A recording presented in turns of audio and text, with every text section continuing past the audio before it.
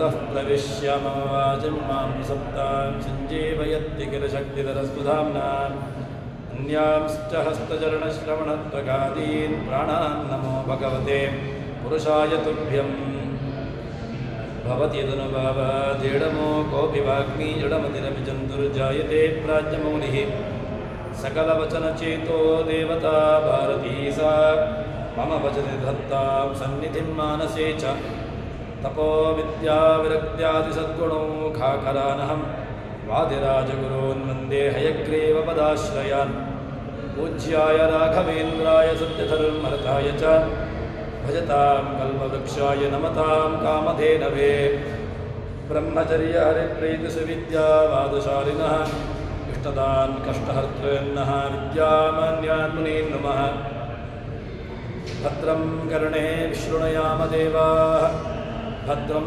पश्येमाक्षभिर्यजत्राः स्थिरैरङ्गैः स्पृष्टुवांसस्तनूभिः व्यासेम देवहितं यदायुः स्वस्ति न इन्द्रो वृद्धश्रवाः स्वस्ति न पूषा विश्ववेदाः स्वस्ति नस्तार्क्ष्यो अरिष्टनेमिः स्वस्ति नो बृहस्पतिर्दधातु श्रीगुरुभ्यो नमः हरिः ओम्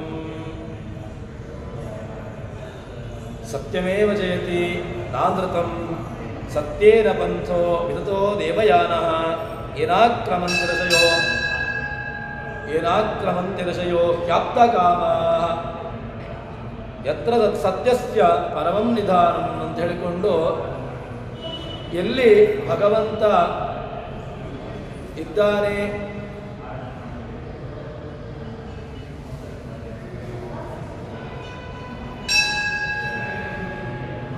ಭಗವಂತ ಎಲ್ಲಿದ್ದಾನೆ ಭಗವಂತನ ವ್ಯವಸ್ಥೆ ಅವನ ಯಾರನ್ನ ಆಶ್ರಯಿಸಿಕೊಂಡಿರ್ತಾನೆ ಎಂಬುದನ್ನು ನಮಗೆ ಉಪನಿಷತ್ತು ಹೇಳುವಂತಹದ್ದು ಸತ್ಯಮೇವ ಜಯತಿ. ಭಗವಂತನನ್ನು ಸೇರಬೇಕು ಅಂತ ಆದರೆ ಸತ್ಯನಾಮಕನಾಗಿರತಕ್ಕಂತಹ ಭಗವಂತ ಎಲ್ಲಿ ಇದ್ದಾನೋ ಅಲ್ಲಿ ಹೋಗಬೇಕು. ಆ ಸತ್ಯಲೋಕದ ಅಧಿಪತಿ ಅಂದರೆ ವೈಕುಂಠ ಲೋಕಕ್ಕೆ ಹೋಗಬೇಕು ಅಂತ ಹೇಳ್ತಾರೆ. ಆ ವೈಕುಂಠ ಲೋಕಕ್ಕೆ ಯಾರು ಹೋಗ್ತಾರೆ ಅಂತ ಕೇಳಿದರೆ ಆಪ್ತಕಾಮ, ಭಗವಂತನನ್ನು ಯಾರು ಕಂಡಿದ್ದಾರೋ ಅವರು ಹೋಗುವಂತಹದ್ದು. ಈ ಸತ್ಯನಾಮಕನಾಗಿರ್ತಕ್ಕಂತಹ ಭಗವಂತನ ಅಧೀನವಾಗಿರತಕ್ಕಂತಹದ್ದು ಹೊರತು ಇನ್ನಿತರ ಯಾರಿಂದಲೂ ಕೂಡ ಅದು ಗಮ್ಯ ಅಲ್ಲ ಅಂತ ಹೇಳ್ತಾರೆ.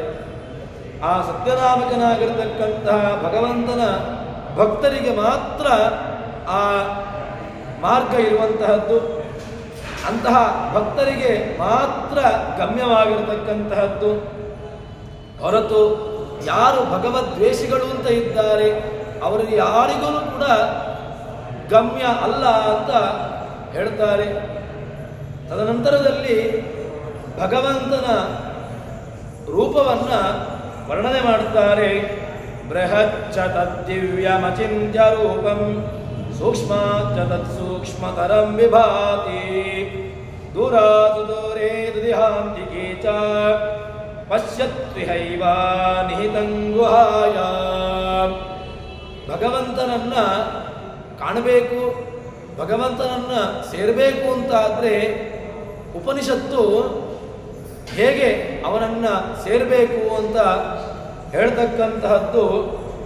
ಎಲ್ಲಿದ್ದಾರೆ ಭಗವಂತ ಅಂತ ಕೇಳಿದರೆ ಆ ಬೃಹಚ್ಚ ತದ್ದಿವ್ಯಂ ಅಚಿಂತ್ಯ ರೂಪಂ, ಆ ರೂಪ ಅದು ತದ್ದಿವ್ಯಂ, ಆ ಪರಬ್ರಹ್ಮ ಅವನು ಎಲ್ಲಿದ್ದಾನೆ ಅಂತ ಕೇಳಿದರೆ ಇಡೀ ಎಲ್ಲ ದೇಶ ಕಾಲ ಗುಣ ಎಲ್ಲದರಲ್ಲೂ ಕೂಡ ವ್ಯಾಪ್ತನಾಗಿರತಕ್ಕಂಥವನು. ಬೃಹತ್ ತದ್ದಿವ್ಯಂ ಅದು ದೇವತೆಗಳಿಂದ ಗಮ್ಯ, ಮತ್ತೆ ಗುಣಪೂರ್ಣವಾಗಿರತಕ್ಕಂತಹದ್ದು. ಅಚಿಂತ್ಯ ರೂಪಂ, ಆ ಭಗವಂತನ ರೂಪ ಅದು ಚಿಂತ್ಯ ಅಲ್ಲ. ಚಿಂತ್ಯ ಅಲ್ಲ ಅಂತ ಹೇಳಿದರೆ ಅವನನ್ನು ಕೇವಲ ಈ ಪ್ರಾಕೃತವಾಗಿರತಕ್ಕಂತಹ ಕಣ್ಣಿಗೆ ಕಾಣ್ತಾನ ಅಂತ ಕೇಳಿದರೆ ಇಲ್ಲ. ಅಚಿಂತ್ಯಂ ಅಂತ ಹೇಳ್ತಾರೆ. ಅಚಿಂತ್ಯ ರೂಪಂ, ಅದು ಚಿಂತ್ಯ ರೂಪ ಅಲ್ಲ, ಅಚಿಂತ್ಯ ರೂಪ, ಅದ್ಭುತವಾಗಿರತಕ್ಕಂತಹ ರೂಪ. ಸರಿ, ಆ ಅಚಿಂತ್ಯ ರೂಪ ಯಾರಿಗೆ ಕಾಣ್ತದೆ, ಹೇಗುಂಟು ಅಂತ ಕೇಳಿದರೆ ಸೂಕ್ಷ್ಮಾತ್ ತತ್ ಸೂಕ್ಷ್ಮತರಂ, ಸೂಕ್ಷ್ಮ, ಅತ್ಯಂತ ಸೂಕ್ಷ್ಮವಾಗಿರತಕ್ಕಂತಹದ್ದು. ಅಣೋರಣೀಯಾನ್ ಮಹತೋ ಮಹೀಯಾನ್ ಅಂತ ಉಪನಿಷತ್ತು ಭಗವಂತನನ್ನ ಕೊಂಡಾಡುವಂತಹದ್ದು. ದಾಸರುಗಳು ಕೂಡ ಅಣೋರಣೀಯನ ಮಹತೋ ಮಹೀಯನ ಅಂತ ಹೇಳಿಕೊಂಡು ಭಗವಂತನ ಆ ಅಣುತ್ವ, ಬೃಹತ್ವ ಇದೆಲ್ಲ ರೂಪಗಳನ್ನು ಕೂಡ ಕೊಂಡಾಡಿದ್ದಾರೆ. ಆ ಸೂಕ್ಷ್ಮಾತ್, ಸೂಕ್ಷ್ಮವಾಗಿರತಕ್ಕಂತಹ ಪದಾರ್ಥಗಳು ಅಂತ ಯಾವುದಿದೆಯೋ ಆ ಎಲ್ಲ ಸೂಕ್ಷ್ಮ ಪದಾರ್ಥಗಳಿಂದಲೂ ಕೂಡ ಸೂಕ್ಷ್ಮವಾಗಿರತಕ್ಕಂತಹ ರೂಪ. ತತ್ ಸೂಕ್ಷ್ಮತರಂ, ಸೂಕ್ಷ್ಮಕ್ಕಿಂತಲೂ ಸೂಕ್ಷ್ಮವಾಗಿರತಕ್ಕಂತಹ ಪದಾರ್ಥ ಭಗವಂತ. ಮತ್ತೆ ಬೃಹಚ್ಚ, ಅಷ್ಟು ಮಾತ್ರವಲ್ಲದೆ ಬೃಹತ್, ಸೂಕ್ಷ್ಮಕ್ಕೆ ಸೂಕ್ಷ್ಮನೂ ಆಗ್ತಾನೆ, ಬೃಹತ್ ಪದಾರ್ಥಗಳಿಗೆ ಬೃಹತ್ ಪದಾರ್ಥನೂ ಆಗಿದ್ದಾನೆ. ಇನ್ನು ಅವನನ್ನು ನಾನು ತಿಳ್ಕೊಳ್ಬೇಕು ಅಂತಾದರೆ ನಮ್ಮ ಈ ಬುದ್ಧಿಗೆ ನಿಲುಕ್ತಾನ ಅಂತ ಕೇಳಿದರೆ ಇಲ್ಲ. ಕೇವಲ ಅವನನ್ನು ನೋಡಬಹುದು. ಏನು ನೋಡುವಂತಹದ್ದು? ನೋಡುವುದು ಕೂಡ ಏನೋ ಅವನ ಬಾಹ್ಯವಾಗಿರತಕ್ಕಂತಹ ಪ್ರತಿಮೆಯನ್ನು ನೋಡ್ಬೋದಷ್ಟೇ. ಪ್ರತಿಮೆಯಲ್ಲಿ ಸನ್ನಿಹಿತನಾಗಿರ್ತಕ್ಕಂತಹ ಭಗವಂತನನ್ನು ಕಾಣಲಿಕ್ಕೆ ಸಾಧ್ಯವೇ ಇಲ್ಲ. ಅವನನ್ನು ನೋಡಬೇಕು ಅಂತ ಆದರೆ ಆ ಅಂತಶ್ಚಕ್ಷು, ಅರ್ಜುನ ನೋಡಿದ್ದು ಹೇಗೆ ಅಂತ ಕೇಳಿದರೆ ಅಂತರಿಂದ್ರಿಯದ ಮೂಲಕವಾಗಿ, ಅಂದರೆ ಬಾಹ್ಯವಾಗಿರತಕ್ಕಂತಹ ಯಾವ ಇಂದ್ರಿಯಗಳಿದ್ದರೂ ಕೂಡ ಅವನನ್ನು ನೋಡಲಿಕ್ಕಾಗಲಿಲ್ಲ. ಸೂಕ್ಷ್ಮಾತ್ ಸೂಕ್ಷ್ಮತರಂ ಯತ್ ವಿಭಾತಿ ದೂರ ಸುದೂರೇ ನದಿಹಾಂತಿಕೆ ಚ. ಅಷ್ಟು ಮಾತ್ರವಲ್ಲದೆ ದೂರ ಎದಂತೆ, ಅವನನ್ನು ದೂರ ಅಂತ ಹೇಳ್ತಾರೆ, ಅವನನ್ನು ಅಂತಿಕ ಅಂತ ಹೇಳ್ತಾರೆ. ದೂರಾದ ದೂರಂ, ಭಗವಂತ ದೂರ. ಯಾರಿಗೆ ದೂರ ಅಂತ ಕೇಳಿದರೆ ಭಗವಂತನನ್ನ ಯಾರು ದ್ವೇಷ ಮಾಡ್ತಾರೆ, ಭಗವಂತನನ್ನ ದ್ವೇಷ ಮಾಡತಕ್ಕಂಥವ್ರು ಯಾರಿದ್ದಾರೆ ಅವರಿಗೆ ಭಗವಂತ ದೂರ. ಭಗವಂತ ಯಾರಿಗೆ ಅಂತಿಕ ಅಂತ ಕೇಳಿದರೆ ಭಗವಂತನನ್ನ ಅಂತಿಕನಾಗಿದ್ದಾನೆ. ಯಾರಿಗೆ ಅಂತಿಕ ಅಂತ ಹೇಳಿದರೆ ಅವನನ್ನ ಒಳಗಿನಿಂದಲೇ ಅವನನ್ನ ಉಪಾಸನೆ ಮಾಡತಕ್ಕಂತಹ ಯಾರು ಜ್ಞಾನಿಗಳಿದ್ದಾರೆ ಅವರಿಗೆ ಅಂತಿಕ. ಭಗವಂತ ದೂರನೂ ಹೌದು, ಅಂತಿಕನೂ ಹೌದು. ದೂರ ಯಾರು ದ್ವೇಷ ಮಾಡ್ತಾರೆ ಅವರಿಗೆ ಭಗವಂತ ದೂರ, ಯಾರು ಅಭಕ್ತರಿದ್ದಾರೆ ಭಗವಂತ ಅವನಿಗೆ ದೂರ. ಇನ್ನು ಯಾರಿಗೆ ಭಗವಂತ ಹತ್ತಿರ ಅಂತ ಕೇಳಿದ್ರೆ ಯಾರು ಅವನನ್ನ ಆರಾಧನೆ ಮಾಡ್ತಾರೆ, ಯಾರು ಅವನನ್ನ ಚಿಂತನೆ ಮಾಡ್ತಾರೆ, ಯಾರು ಅವನ ಬಗ್ಗೆ ಶ್ರವಣ ಮಾಡ್ತಾರೆ ಅವನಿಗೆ ಭಗವಂತ ಹತ್ತಿರ. ದೂರ ಸುದೂರೇ ದದಿಹಾಂತಿಕೆ ಚ ಪಶ್ಯತ್ಸು ಹೈವ, ಅವನನ್ನ ಸರ್ವಗತತ್ವಾ ದೂರೇ ಅಂತಿಕೆ ಚ. ಭಗವಂತ ದೂರನೂ ಆಗಿದ್ದಾನೆ, ಹತ್ತಿರನೂ ಆಗಿದ್ದಾನೆ. ಹೇಗೆ ದೂರ, ಯಾವ ಹತ್ತಿರ ಅಂತ ಕೇಳಿದ್ರೆ, ಒಂದು ವಸ್ತು ವ್ಯಾಪ್ತವಾಗಿರತಕ್ಕಂತಹ ವಸ್ತು, ವ್ಯಾಪ್ತವಾಗಿರತಕ್ಕಂತಹ ವಸ್ತು ಯಾವುದು? ಆಕಾಶ. ಆಕಾಶ ಹತ್ತಿರದ ಆಕಾಶ. ನಮಗೆ ಈ ಕೋಣೆಯಲ್ಲಿ, ಈ ಕೋಷ್ಟದಲ್ಲಿರತಕ್ಕಂತಹ ಆಕಾಶ ನಮಗೆ ಹತ್ತಿರ ಇರ್ಬೋದು, ಬಾಹ್ಯವಾಗಿ ಹೊರಗಿರತಕ್ಕಂತಹ ಆಕಾಶ ನಮಗೆ ದೂರ. ಅದು ದೂರ ಹತ್ತಿರ ಇದೆರಡೂ ಕೂಡ ವಸ್ತುವನ್ನು ಅನುಸರಿಸಿಕೊಂಡಿರುವಂತಹದ್ದು. ಹಾಗೆ ಭಗವಂತ ಹತ್ತಿರನೂ ಆಗ್ತಾನೆ, ದೂರನೂ ಆಗ್ತಾನೆ. ಯಾರಿಗೆ ದೂರ, ಯಾರಿಗೆ ಹತ್ತಿರ ಅಂತ ಕೇಳಿದ್ರೆ ನೋಡತಕ್ಕಂತಹ ದೃಷ್ಟಿ, ಅವನನ್ನು ಕಾಣುವಂತಹ ದೃಷ್ಟಿ ಅನುಸಾರವಾಗಿ ದೂರ ಹತ್ತಿರತ್ವವನ್ನು ನಾವು ಹೇಳುವಂತಹದ್ದು. ಆದರೆ ಎಲ್ಲಿದ್ದಾನೆ ಅಂತ ಕೇಳಿದರೆ ಯಾರು ಅವನನ್ನು ನೋಡಬೇಕು ಅಂತ ಇದ್ದಾರೆ, ಜ್ಞಾನಿಗಳು ಯಾರಿದ್ದಾರೆ, ಕಾಣಬೇಕು ಅಂತ ಅವನನ್ನು ಆರಾಧನೆ ಮಾಡತಕ್ಕಂಥವರು ಯಾರಿದ್ದಾರೆ, ಭಗವಂತ ಆ ಜ್ಞಾನಿಗಳಿಗೆ ಆ ಹೃದಯದ ಗುಹೆಯಲ್ಲಿ ಪಶ್ಯತ್ ಹೈವ ಅವನನ್ನು ನೋಡತಕ್ಕಂತಹ ಕಣ್ಣುಳ್ಳವನಿಗೆ ಜ್ಞಾನಿಗಳಿಗೆ ಗುಹಾಯಾಮೇವ ವರ್ತತೆ, ಭಗವಂತ ಹೃದಯದ ಗುಹೆಯಲ್ಲಿ ಇದ್ದಾನೆ ಅಂತ ಹೇಳ್ತಾರೆ. ಅದಕ್ಕೋಸ್ಕರ ಅವನನ್ನು ವ್ಯಾಪ್ತನೂ ಆಗಿದ್ದಾನೆ, ಆ ದೇಶತಃ ಕಾಲತಃ ಗುಣತಃ ವ್ಯಾಪ್ತ ಪರಿಪೂರ್ಣವಾಗಿರತಕ್ಕಂತಹದ್ದು, ಅತ್ಯದ್ಭುತವಾಗಿರತಕ್ಕಂತಹದ್ದು.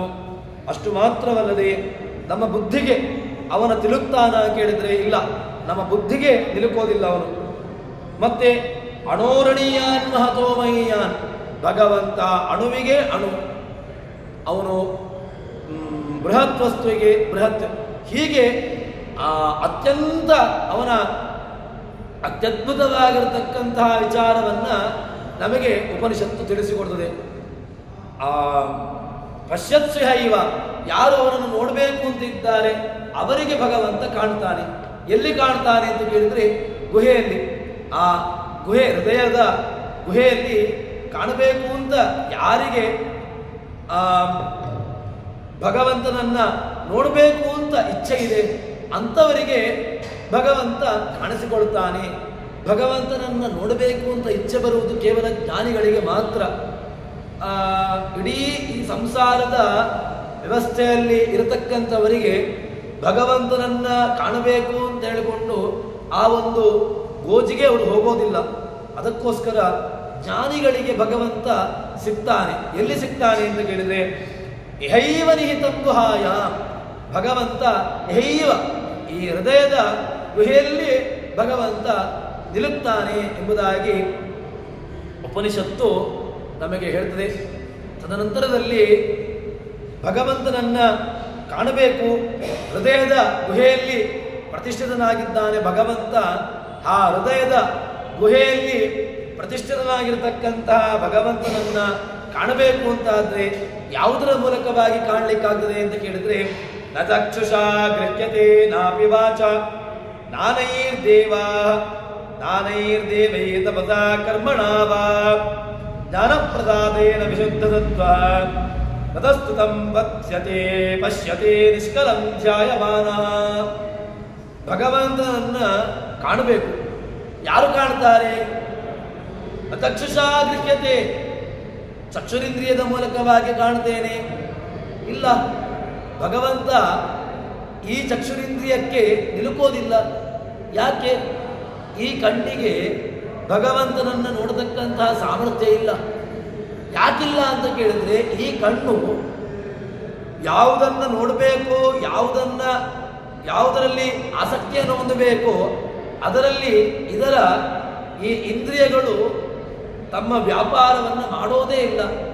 ಕಣ್ಣು, ಕಿವಿ, ಮೂಗು, ನಾಲಿಗೆ, ತ್ವಗಿಂದ್ರಿಯ, ವಾಕ್, ಪಾಣಿ, ಪಾದ, ಪಾಯು, ಉಪಸ್ಥ, ಇದೆಲ್ಲವೂ ಕೂಡ ಆಯಾಯ ಇಂದ್ರಿಯಗಳಿಗೆ ಯಾವುದು ವಿಚಾರಗಳೋ ಅದರಲ್ಲಿಯೇ ಅದು ಅನುರಕ್ತವನ್ನು ಹೊಂದಿವೆ, ಅನುರಕ್ತವಾಗಿ ಬಿಡ್ತವೆ. ಅದಕ್ಕೋಸ್ಕರವಾಗಿ ಭಗವಂತ ಅಷ್ಟು ಸುಲಭದಲ್ಲಿ ಈ ಯಾವ ಚಕ್ಷುರಿಂದ್ರಿಯಕ್ಕೋ, ಈ ಯಾವ ತ್ವಗಿಂದ್ರಿಯಕ್ಕೋ, ಈ ಯಾವ ಶ್ರೋತ್ರೇಂದ್ರಿಯಕ್ಕೋ ಭಗವಂತ ಸಿಗೋದೇ ಇಲ್ಲ, ನಿಲುಕೋದೇ ಇಲ್ಲ. ನ ಚಕ್ಷುಷಾ ಗೃಹ್ಯತೆ ನಾಪಿ ವಾಚ, ಭಗವಂತನನ್ನ ಮಾತಿನ ಮೂಲಕವಾಗಿ ಹೇಳ್ತೇನೆ ಅಂತ ಹೇಳಿದಾಗ ಇಲ್ಲ. ವಾಚ ನಾಪಿ ವಾಚ, ವಾಗೀಂದ್ರಿಯದ ಮೂಲಕವಾಗಿಯೂ ಕೂಡ ಅವನನ್ನ ಹೇಳಲಿಕ್ಕೆ ಬರುವುದಿಲ್ಲ. ನಾಪಿ ವಾಚ ನ ಚಕ್ಷುಷಾ ಗೃಹ್ಯತೆ ನಾಪಿ ವಾಚ, ಚಕ್ಷುರಿಂದ್ರಿಯದ ಸಾಮರ್ಥ್ಯವೂ ಸಾಕಾಗೋದಿಲ್ಲ. ಚಕ್ಷುರಿಂದ್ರಿಯದ ಸಾಮರ್ಥ್ಯ ಯಾಕೆ ಸಾಕಾಗೋದಿಲ್ಲ? ಚಕ್ಷುರಿಂದ್ರಿಯ ಎಲ್ಲಿ ಒಂದು ಆಸಕ್ತಿಯನ್ನು ಹೊಂದಬೇಕು ಅಲ್ಲಿಯೇ ಅನುರಕ್ತವಾಗಿ ಬಿಟ್ಟಿವೆ. ಅದಕ್ಕೋಸ್ಕರವಾಗಿ ಈ ಚಕ್ಷುರಿಂದ್ರಿಯದ ಮೂಲಕವಾಗಿ ಭಗವಂತನನ್ನು ಕಾಣ್ತೇನೆ ಇಲ್ಲ. ನಾಪಿ ವಾಚ, ಭಗವಂತನನ್ನ ವಾಗೀಂದ್ರಿಯದ ಮೂಲಕವಾಗಿ ಹೇಳಿ ಮುಗಿಸ್ತೇನೆ ಅಥವಾ ವಾಗೀಂದ್ರಿಯದ ಮೂಲಕವಾಗಿ ಅವನನ್ನು ಪೂರ್ಣವಾಗಿ ನಾನು ಹೇಳ್ತೇನೆ ಇಲ್ಲ, ಸಾಧ್ಯವೇ ಇಲ್ಲ. ಅವನನ್ನು ಯಾವ ಮಾತುಗಳೂ ಕೂಡ ಮಾತಿನ ಮೂಲಕವಾಗಿ ಹೇಳಿ ಮುಗಿಸ್ತೇನೆ ಅಂತ ಹೇಳಲಿಕ್ಕಾಗೋದಿಲ್ಲ. ಅಥವಾ ವೇದಗಳು ಅವನನ್ನು ಹೇಳ್ತವೆ ಅಂತ ಹೇಳಿದ್ರೆ ಪೂರ್ಣವಾಗಿ ಅವನನ್ನು ಇಲ್ಲ. ವೇದಗಳು ಕೂಡ ಭಗವಂತನ ಬಗ್ಗೆ ಕಿಂಚಿತ್ತಾಗಿ ಹೇಳ್ಬೋದಷ್ಟೇ, ಪೂರ್ಣವಾಗಿ ವೇದಗಳಿಗೂ ನಿಲುಕೋದಿಲ್ಲ ಅವನು. ನಾಪಿ ವಾಚ ನಾನೈರ್ದೇವೈ ತಪಸಾ ಕರ್ಮಣಾವ. ಅಷ್ಟು ಮಾತ್ರವಲ್ಲದೆ ಹೇಳ್ತಾರೆ, ಕಠಿಣವಾಗಿರತಕ್ಕಂತಹ ವ್ರತಗಳು ಅವನ ಅವನನ್ನ ಪಡ್ಕೊಳ್ಬೇಕು ಅಂತಾದ್ರೆ ನಾನೈರ್ದೇವೈ ತಪಸಾ ಕರ್ಮಣ, ತಪಸ್ಸು ಮಾಡ್ತೇನೆ, ತುಂಬ ಕರ್ಮಗಳನ್ನು ಮಾಡ್ತೇನೆ, ಕರ್ಮಗಳಿಂದಾಗಿಯೂ ಕೂಡ ಭಗವಂತ ಸಿಗ್ತಾನೆ ಅಂತ ಯಾರು ಹೇಳಿದ್ದು? ಭಗವಂತ ಕರ್ಮಕ್ಕೂ ಕೂಡ ನಿಲುಕೋದಿಲ್ಲ.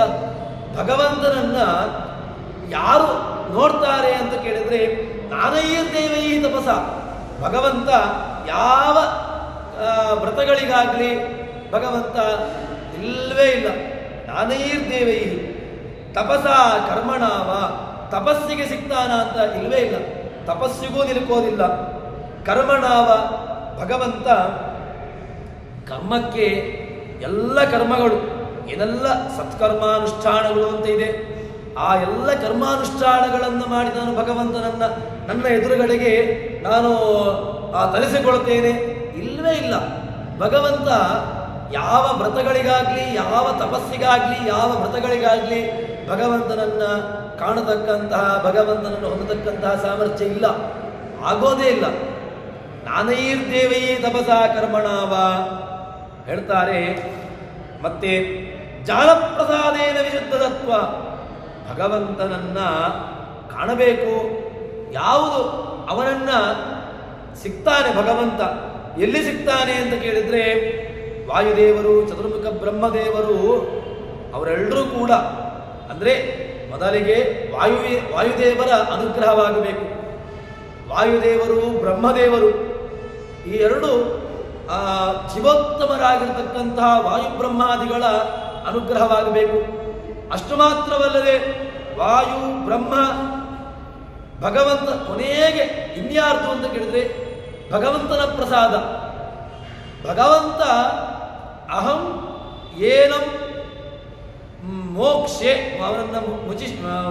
ಇವನನ್ನು ನಾನು ಬಿಡುಗಡೆಗೊಳಿಸ್ತೇನೆ ಅಂತ ಎಂಬುದಾಗಿ ಭಗವಂತನ ಚಿತ್ತಕ್ಕೆ ಬರಬೇಕು. ಹೀಗೆ ಇದ್ರೆ ಮಾತ್ರ ಆವಾಗ ಯಾರು ಜೀವರಾಶಿ ಇದ್ದಾನೆ ಅವನಿಗೆ ಪ್ರಸಾದವಾಗ್ತದೆ. ಇಷ್ಟು ಅಂದ್ರೆ ಭಗವಂತನನ್ನ ಕಾಣಬೇಕು ಅಂತಾದ್ರೆ, ಭಗವಂತನನ್ನ ನೋಡಬೇಕು ಅಂತಾದ್ರೆ ಯಾವುದೋ ಒಂದು ಯಜ್ಞಗಳಾಗ್ಲಿ, ನಯಜ್ಞೇನ ತಪಸ ಅಂತ ಹೇಳಿಕೊಂಡು ಕೃಷ್ಣ ಭಗವದ್ಗೀತೆಯಲ್ಲಿ ಹೇಳಿದ್ದಾನೆ. ಯಾವ ಯಜ್ಞಗಳಾಗ್ಲಿ, ಯಾವ ತಪಸ್ಸುಗಳಾಗ್ಲಿ ಭಗವಂತನನ್ನ ಹೊಂದಲಿಕ್ಕೆ ಉಪಕಾರವಾಗದೆ ಸಾಧ್ಯವೇ ಇಲ್ಲ. ಯಾಗಗಳು ಆಗಲಿ ಅಥವಾ ಇನ್ನಿತರ ಯಾವುದೇ ಆಗಲಿ ಭಗವಂತನನ್ನ ಪೂರ್ಣವಾಗಿ ತಿಳ್ಕೊಳ್ಳಿಕ್ಕಾಗ್ಲಿ ಅದರ ಮೂಲಕವಾಗಿ ಹೇಳಲಿಕ್ಕಾಗೋದೇ ಇಲ್ಲ. ನಾನೈರ್ದೇವೈ ತಪಸ ಕರ್ಮಣಾವ, ಕರ್ಮಗಳ ಮೂಲಕವಾಗಿ ಇಲ್ಲವೇ ಇಲ್ಲ. ಹಾಗೆ ಜ್ಞಾನಪ್ರಸಾದೇನ ವಿಶುದ್ಧ ಸತ್ವ, ಭಗವಂತನನ್ನ ನೋಡಬೇಕು, ಭಗವಂತನನ್ನ ಅನುಗ್ರಹವಾಗಬೇಕು ಅಂತಾದ್ರೆ ಅದಕ್ಕೆ ಇರತಕ್ಕಂತಹ ಮಾರ್ಗ ಯಾವುದು ಅಂತ ಕೇಳಿದ್ರೆ ಕೇವಲ ಪ್ರಸಾದ, ಭಗವಂತನ ಪ್ರಸಾದವಾಗಬೇಕು. ಭಗವತ್ ಪ್ರಸಾದದಿಂದಾಗಿ ಮಾತ್ರ ಮೋಕ್ಷ. ಯಾರ ಅನುಗ್ರಹಕ್ಕೆ ಪಾತ್ರನಾದರೆ ಮಾತ್ರ ಭಗವಂತನ ಅನುಗ್ರಹ, ವಾಯುದೇವರ ಅನುಗ್ರಹ, ಅದೇ ರೀತಿಯಾಗಿ ಬ್ರಹ್ಮನ ಅನುಗ್ರಹ, ಚತುರ್ಮುಖರ ಬ್ರಹ್ಮಾದಿಗಳ ಎಲ್ಲರ ಅನುಗ್ರಹದ ಮೂಲಕವಾಗಿ ಅವನಿಗೆ ಏನು ಮೋಕ್ಷವಾಗುವಂತಹದ್ದು. ಹೀಗೆ ಅದರಿಂದ ಏನಾಗ್ತದೆ ಅಂತ ಕೇಳಿದ್ರೆ ಆ ಸಾಧಕ, ಯಾರು ಸಾಧಕನಿದ್ದಾನೆ ಅವನು ಆ ಸತ್ವಗುಣದ, ತನ್ನಲ್ಲಿ ಎಲ್ಲ ಸತ್ವಗುಣದಿಂದಾಗಿ ಅವನಿಗೆ ಅನುಗ್ರಹವಾಗುತ್ತದೆ, ಅಭಿವೃದ್ಧಿ ಆಗ್ತದೆ. ತನ್ಮೂಲಕವಾಗಿ ಅವನಿಗೆ ಎಲ್ಲವೂ ಕೂಡ ಏನು ತಾನು ಸಿಗಬೇಕು ಅಂತ ಉಂಟು ಅದನ್ನ ಲಭಿಸ್ತಾನೆ ಅಂತ ಹೇಳ್ತಾರೆ.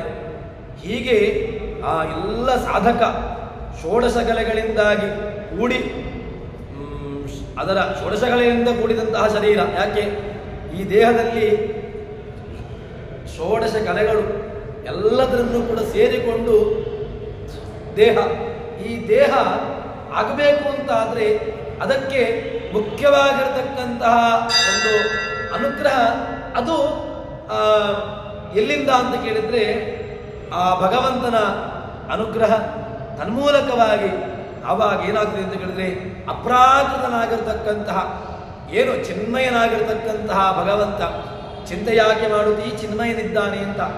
ಚಿನ್ಮಯ ಅಂತ ಹೇಳಿದ್ರೆ ಭಗವಂತನ ಶರೀರ ಯಾವುದೋ ಒಂದು ಪ್ರಾಕೃತವಾಗಿರತಕ್ಕಂತಹ ದೇಹ ಪ್ರಾಕೃತವಾಗಿರ್ತಕ್ಕಂತಹದ್ರಿಂದಾಗಿ ಆಗಿರತಕ್ಕಂತಹದ್ದಲ್ಲ. ಯಾಕೆ? ಅದು ಅಪ್ರಾಕೃತ ಶರೀರ. ಭಗವಂತನ ಶರೀರ ಪ್ರಕೃತ ನಿರ್ಮಿತ ಪ್ರಕೃತಿಗಳಿಂದ ನಿರ್ಮಿತವಾಗಿರತಕ್ಕಂತಹದ್ದಲ್ಲ. ಅಪ್ರಾಕೃತವಾಗಿರತಕ್ಕಂತಹ ಶುದ್ಧವಾಗಿರತಕ್ಕಂತಹ ದೇಹ. ಆ ಅಪ್ರಾಕೃತ ಶರೀರ ಅದು ಸಿಗಬೇಕು. ಯಾವಾಗ ಸಿಗ್ತದೆ ಅಂತ ಕೇಳಿದ್ರೆ ಆ ಪರಮಾತ್ಮನನ್ನ ಧ್ಯಾನ ಎಲ್ಲ ತಾನು ಉಪನಿಷತ್ತು ಏನು ನಮಗೆ ಹೇಳಿದೆ, ಯಾವುದನ್ನ ಅನುಷ್ಠಾನ ಮಾಡಲಿಕ್ಕೆ ನಮಗೆ ಹೇಳಿದೆ, ಅದನ್ನ ಮಾಡಿದ್ರೆ ನಮಗೆ ಏನಾಗ್ತದೆ ಅಂತ ಕೇಳಿದ್ರೆ ಪರಮಾತ್ಮನನ್ನ ಧ್ಯಾನ ಮಾಡಿದ ಅಂತ ಆದರೆ ಅವನ ಅನುಗ್ರಹವಾಗ್ತದೆ.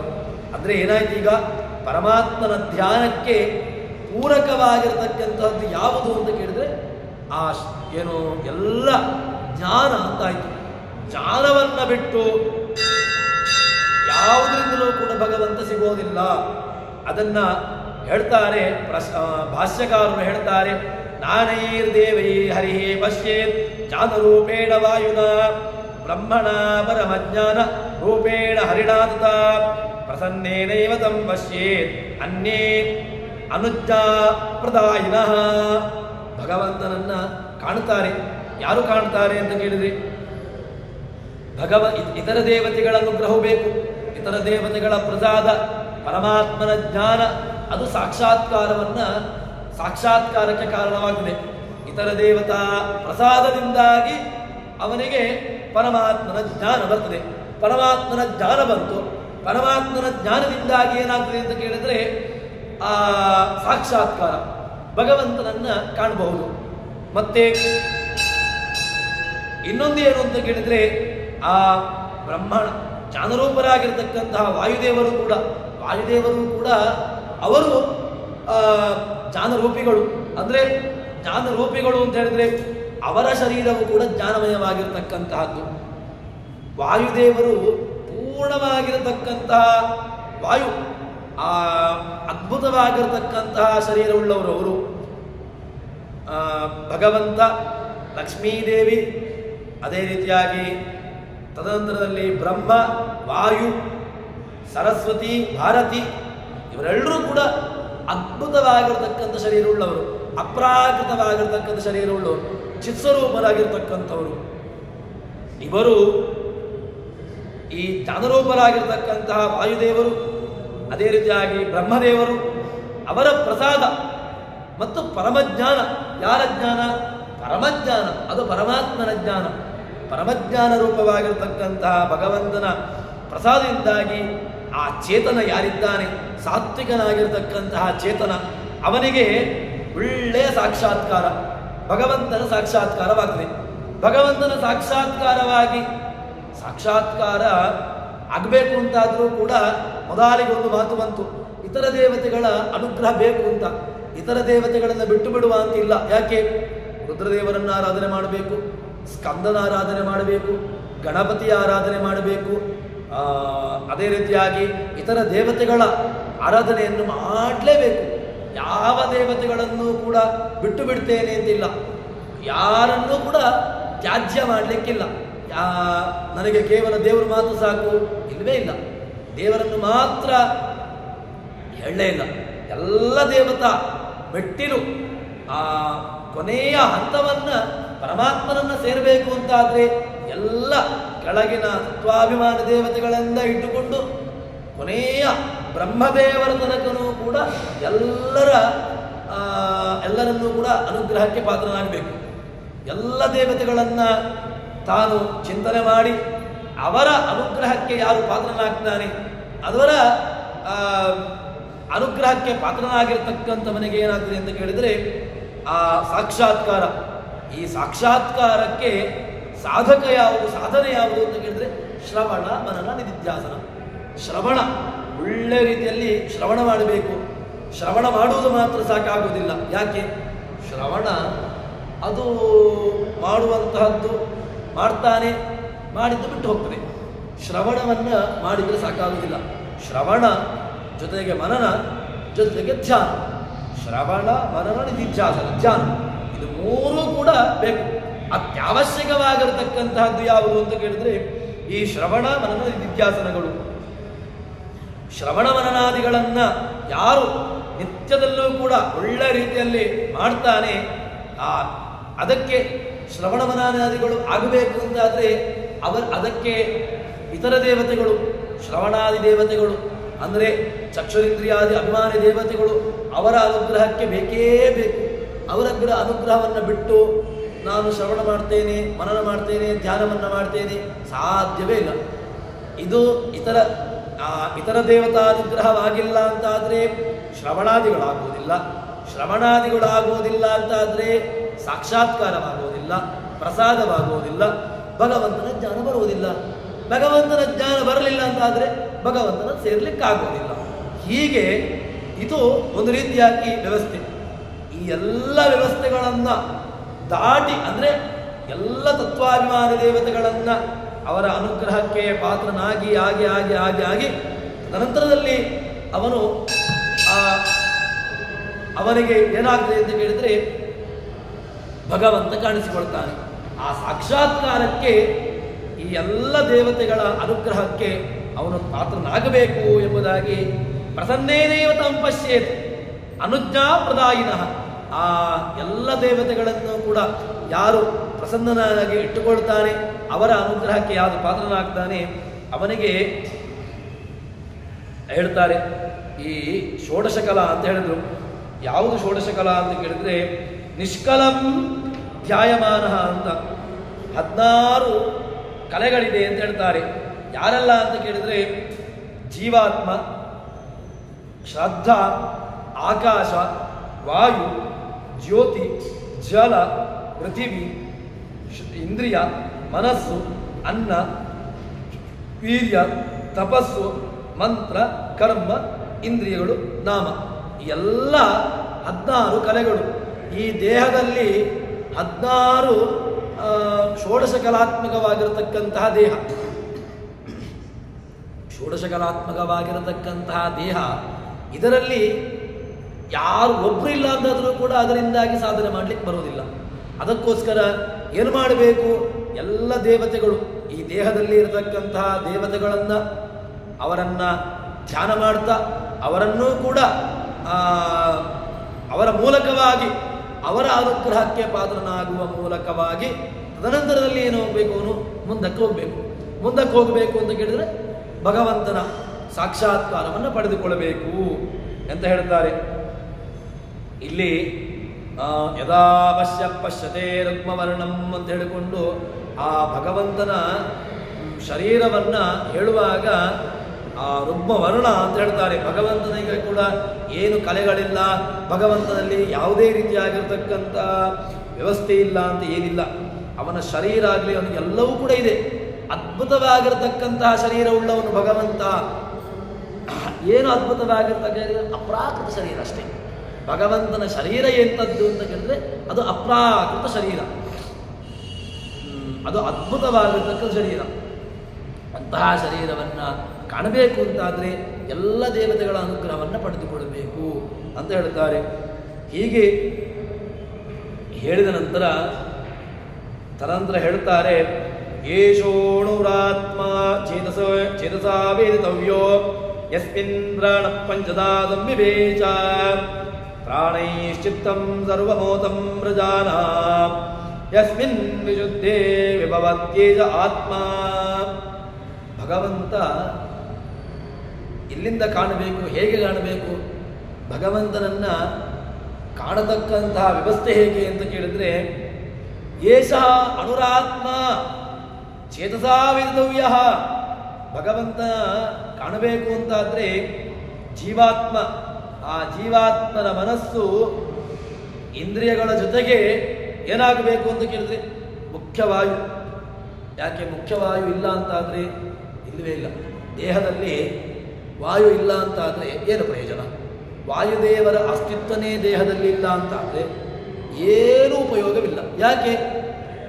ದೇಹದಲ್ಲಿ ಚೇಷ್ಟೆಗಳು ಬರುವುದು ಯಾವಾಗ? ಚೇಷ್ಟೆಗಳು ಆಗುವುದು ಯಾವಾಗ? ಮುಖ್ಯವಾಯು ಇದ್ದಾಗ ಮಾತ್ರ. ಮುಖ್ಯವಾಯುವೇ ಈ ದೇಹದಲ್ಲಿ ಇಲ್ಲ ಅಂತ ಆದರೆ ಯಾವ ಇಂದ್ರಿಯಗಳಿಗೂ ಕೂಡ ಅದರಲ್ಲಿ ತಾಕತ್ತಿಲ್ಲ.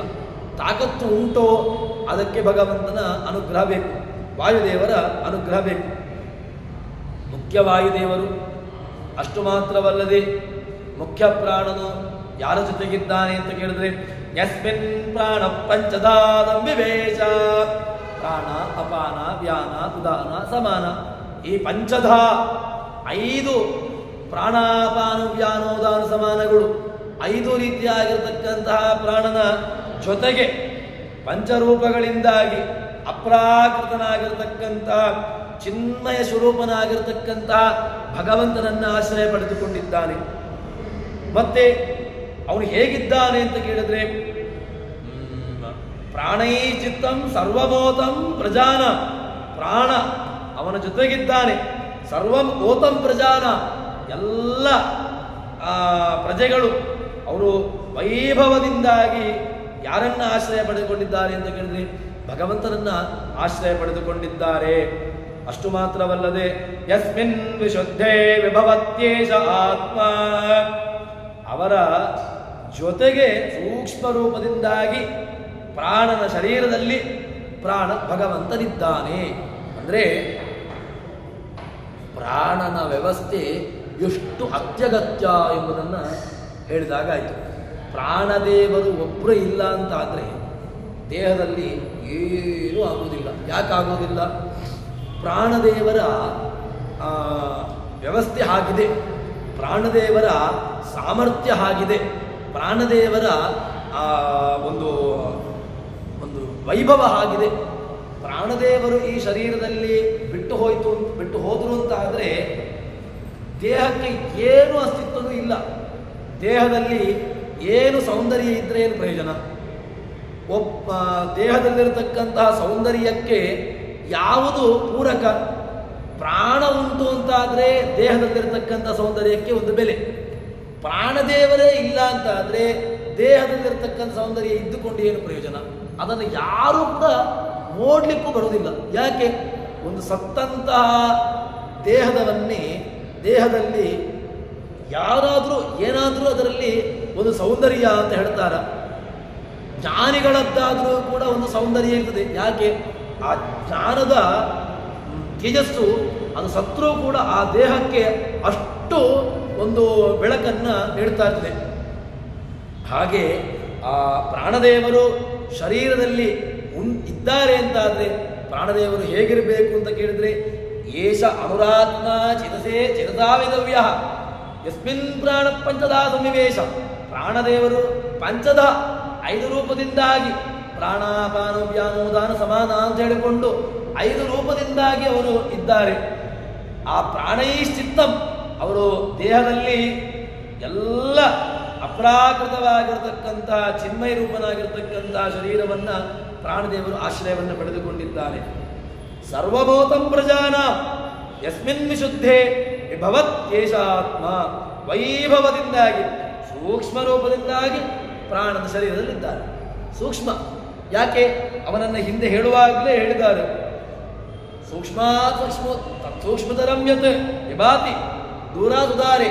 ಅವನು ಸೂಕ್ಷ್ಮಕ್ಕಿಂತ ಸೂಕ್ಷ್ಮ, ದೂರಾಸುದೂರೆ, ದೂರಕ್ಕಿಂತ ದೂರ, ಹತ್ತಿರಕ್ಕಿಂತ ಹತ್ತಿರ, ಸೂಕ್ಷ್ಮಕ್ಕೆ ಸೂಕ್ಷ್ಮ, ಬೃಹತ್ತಿಗೆ ಬೃಹತ್, ಎಲ್ಲವೂ ಕೂಡ ಆಗ್ತಾನೆ. ಎಲ್ಲವನ್ನೂ ಕೂಡ ತಾನು ಧಾರಣೆ ಮಾಡಲಿಕ್ಕೆ ಸಾಮರ್ಥ್ಯ ಉಳ್ಳವನು. ಅಂತಹ ಭಗವಂತ ಏನಾಗಿದ್ದಾನೆ ಅಂತ ಕೇಳಿದ್ರೆ ಪ್ರಾಣೈಶ್ಚಿತ್ತಂ ಸರ್ವಮೋತಂ ಪ್ರಜಾನ ಯಸ್ಮಿನ್ ವಿಶುದ್ಧೇ ವಿಭವತ್ಯೇಷ ಆತ್ಮ. ಈ ಭಗವಂತ ಈ ವಾಯುದೇವರ ವೈಭವನೆ ಅಂತಂದಪ್ಪ. ವಾಯುದೇವರು ದೇಹದಲ್ಲಿ ಇದ್ದಾರೆ ಅಂತಾದರೆ ಏನೋ ಸುಮ್ಮನಿದ್ದಾರೆ ಅಂತಲ್ಲ, ವೈಭವದಿಂದ ಇದ್ದಾರೆ. ಏನು ವೈಭವ ಅಂತ ಕೇಳಿದರೆ ದೇಹ ಎಂಬಂತಹ ರಥ ಅದು ಎಳೆದುಕೊಂಡು ಹೋಗ್ತಾ ಇದ್ದಾರೆ ಅಂತಾದರೆ ಆ ವೈಭವನೆ ಅಂತದ್ದು. ಯಾರಿಂದಾಗಿ ಎಳೆದುಕೊಂಡು ಹೋಗ್ತಾ ಉಂಟು? ಸುಮ್ಮನೆ ಒಂದು ರಥ ಹೋಗ್ತಾ ಉಂಟು ಅಂತ ಹೇಳಲಿಕ್ಕೆ ಬರೋದಿಲ್ಲ. ರಥ ಹೋಗ್ತಾ ಉಂಟು ಅಂತ ಆದರೆ ಆ ರಥಕ್ಕೆ ಯಾರೂ ಇಲ್ಲ. ರಥ ತನ್ನಿಂತಾನೇ ಚಲಿಸ್ತಾ ಉಂಟು. ತನ್ನಿಂತಾನೇ ಚಲಿಸ್ಲಿಕ್ಕೆ ಸಾಧ್ಯವೇ ಇಲ್ಲ. ರಥ ಚಲಿಸಬೇಕು ಅಂತಾದರೆ ಜನರ ಯಾರಿದ್ದಾರೆ ಅದರಲ್ಲಿ ಕೂತಿರತಕ್ಕಂತಹ ಭಗವಂತ, ಅವನನ್ನ ರಥೋತ್ಸವದಲ್ಲಿ ಎಳೆತಕ್ಕಂತಹ ಭಕ್ತರು ಯಾರಿದ್ದಾರೆ ಅವರಿದ್ದಾರೆ ಅಂತ ಸಿದ್ಧ. ಭಕ್ತರಿಲ್ಲ ಅಂತಾದರೆ ರಥಕ್ಕೆ ಹೋಗ್ಲಿಕ್ಕೆ ಸಾಧ್ಯವೇ ಇಲ್ಲ. ಈ ರಥ, ದೇಹ ಎಂಬಂತಹ ರಥ ಸಾಕ್ತಾ ಉಂಟು ಅಂತ ಆದರೆ ಸುಮ್ಮನೆ ಸಾಕ್ತಾ ಉಂಟು ಅಂತ ಹೇಳಲಿಕ್ಕೆ ಬರೋದಿಲ್ಲ. ದೇಹ ಎಂಬಂತಹ ರಥ ಹೋಗ್ತಾ ಉಂಟು ಅಂತ ಹೇಳಿದ್ರೆ ಒಳಗೆ ಅಧಿಷ್ಠಿತನಾಗಿ ಒಬ್ಬ ಇದ್ದಾನೆ. ಯಾರಿದ್ದಾನೆ ಅಂತ ಕೇಳಿದ್ರೆ ವೈಭವದಿಂದಾಗಿ ತತ್ವಾಭಿಮಾನ ದೇವತೆಗಳನ್ನ, ವಾಯುದೇವರನ್ನ, ಪ್ರಾಣದೇವರು ಎಲ್ಲರೂ ಕೂಡ ಏನು ಮಾಡ್ತಾ ಇದ್ದಾರೆ ಅಂತ ಕೇಳಿದ್ರೆ ಈ ದೇಹ ಎಂಬಂತ ರಥವನ್ನು ನಡೆಸಿಕೊಂಡು ಹೋಗ್ತಾ ಇದ್ದಾರೆ. ಹುಟ್ಟಿದಾಗಿನಿಂದ ದೇಹದಲ್ಲಿರ್ತಕ್ಕಂತಹ ಉಸಿರು ನಿಲ್ಲುವ ತನಕ ಇದರಲ್ಲಿ ತತ್ವಾಭಿಮಾನ ದೇವತೆಗಳು, ನಾನು ಹುಟ್ಟಿದಾಗಿನಿಂದ ದೇಹದಲ್ಲಿ ಒಂದು ದಿನವೂ ಕೂಡ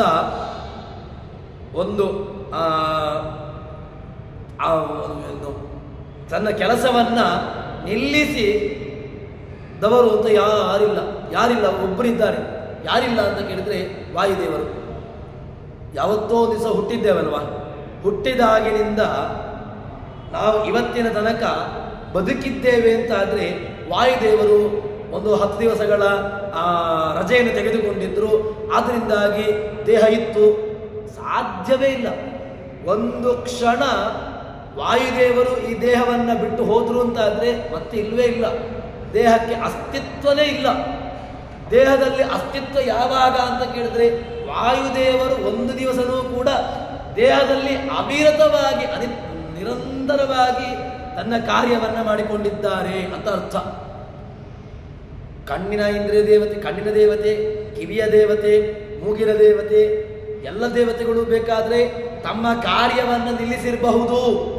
ಯಾವಾಗ ನಮ್ಮ ಅನಾರೋಗ್ಯದ ಸಂದರ್ಭದಲ್ಲಿ, ನಮಗೆ ಕೆಲವು ಸಂದರ್ಭದಲ್ಲಿ ಘ್ರಾಣೇಂದ್ರಿಯಕ್ಕೆ ಯಾವುದೋ ಒಂದು ಪದಾರ್ಥದ ಸ್ಮೆಲ್ ಬರಲಿಲ್ಲ, ಯಾವುದೋ ಒಂದು ಶಬ್ದ ಕೇಳಲಿಲ್ಲ, ಯಾವುದೋ ಒಂದು ಶಬ್ದವನ್ನು ನಾವು ಯಾವುದೋ ಒಂದು ವಸ್ತುವನ್ನು ನೋಡಲಿಲ್ಲ, ಯಾವುದೋ ಒಂದು ವಸ್ತುವನ್ನು ಮುಟ್ಟಲಿಲ್ಲ ನಾವು. ಅದರಿಂದ ಏನಾಗ್ತದೆ ಅಂತ ಕೇಳಿದ್ರೆ ಆಯಾಯ ಅಭಿಮಾನಿ ದೇವತೆಗಳು ಮುಟ್ಟಿದ್ರಿಂದಲೂ ಕೂಡ ನಮಗೆ ಜ್ಞಾನ ಬರದೇ ಇರಬಹುದು, ಕೇಳಿದ್ರೂ ಕೂಡ ಕೇಳದೇ ಇರತಕ್ಕಂತಹ ವ್ಯವಸ್ಥೆ ಇರಬಹುದು, ನೋಡಿದ್ರೂ ಕೂಡ ಜ್ಞಾನ ಬರದೇ ಇರಬಹುದು. ಆದರೆ ವಾಯುದೇವರು ಕೆಲಸ ಮಾಡದೇ ಇದ್ರು ಒಂದು 10 ದಿವಸಗಳ ಕಾಲ ವಾಯುದೇವರು ದೇಹದಲ್ಲಿ ತನ್ನ ಕಾರ್ಯವನ್ನ ನಿಲ್ಲಿಸಿದ್ರು. 11ನೇ ದಿವಸಕ್ಕೆ ಬಂದ್ರು ಅಂತ ಹೇಳಿಕೊಂಡು ಯಾರಾದರೂ ಹೇಳ್ತಾನ? ಸಾಧ್ಯವೇ ಇಲ್ಲ. ಯಾಕೆ? ವಾಯುದೇವರು ಒಂದು ಕ್ಷಣ ತನ್ನ ಕಾರ್ಯವನ್ನು ನಿಲ್ಲಿಸಿದ್ರು ಅಂತಾದರೂ ಮುಗಿಯಿತು, ದೇಹ ತಣ್ಣಗಾಗ್ತದೆ. ದೇಹ ತಣ್ಣಗಾಯಿತು ಅಂತ ಹೇಳಿದ್ರೆ ಔಷ್ಣತೆ, ದೇಹದಲ್ಲಿ ಇರತಕ್ಕಂತಹ ಔಷ್ಣ್ಯ ಬಿಸಿ ಏನಿದೆ ತಣ್ಣಗಾಗಿ ಬಿಡ್ತದೆ. ಹಾಗೆ ದೇಹದಲ್ಲಿರತಕ್ಕಂತಹ ವಾಯುದೇವರು ಇದ್ದಾರೆ ಅಂತಾದರೆ ವೈಭವದಿಂದ ಇದ್ದಾರಪ್ಪ, ಸುಮ್ಮನೆ ಇಲ್ಲ ಅವರು. ವಾಯುದೇವರು ಹೇಗಿದ್ದಾರೆ ಅಂತ ಕೇಳಿದ್ರೆ ತುಂಬ ವೈಭವದಿಂದ ಇದ್ದಾರೆ.